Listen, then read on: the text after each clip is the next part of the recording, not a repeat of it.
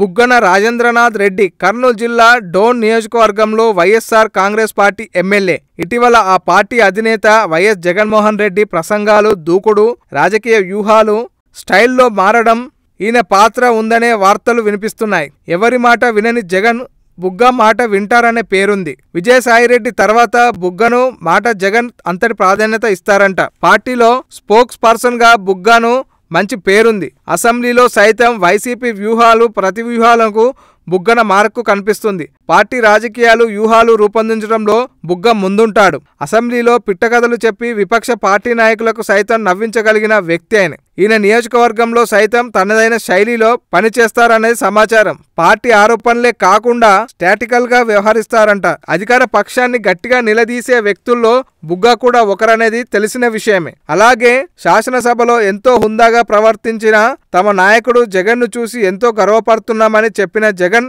స్థాయిని సైతం పెంచేలా మాట్లాడగలిగారు. అసెంబ్లీలో 0 అవర్లో మాట్లాడడం, కొన్ని ప్రత్యేక క్లిష్ట సమయాల్లో మీడియా ముందుకు రావడం ఆయన ప్రత్యేకతలు. బుగ్గ పార్టీ కార్యక్రమంలో నియోజకవర్గంలో ఎక్కువగా ఉంటారు. ఎప్పటికప్పుడు నియోజకవర్గంలో జరుగుతున్న అభివృద్ధి పనులు బుగ్గ సమీక్షలు నిర్వహిస్తూ ఉంటారు. R&B, పంచాయతీ అధికారుల సమావేశాలు నిర్వహిస్తారు. గతంలో బుగ్గ రాజేంద్రనాథ్ రెడ్డి PAC చైర్మన్ గా ఎంపిక చేశారు. PAC చైర్మన్ పదవి విపక్షానికి కేటాయించడానికి ఆనవాయితీగా వస్తుందని, అప్పటి వరకు PAC చైర్మన్ గా ఉన్న భూమా నాగిరెడ్డి వైసీపీని వీడి టీడీపీలో చేరడంతో ఆయన స్థానంలో బుగ్గను ఎంపిక చేశారు. సుదీర్ఘ విశ్లేషణ, టీడీపీకి తన లెక్కలతో చుక్కలు చూపించడంతో బుగ్గకు పేరొచ్చింది. టీడీపీపై రాష్ట్ర వ్యాప్తంగా ఉన్న వ్యతిరేకత, బుగ్గ కలుపుగోలుతనము, మరోవైపు ప్రత్యర్థి టీడీపీలో బుగ్గను రాజకీయంగా ఎదుర్కొనే నాయకుడు లేకపోవడము వచ్చే ఎన్నికల్లో ఆయన గెలుపు ఉపయోగపడతాయని నియోజకవర్గాలు భావిస్తున్నాయి.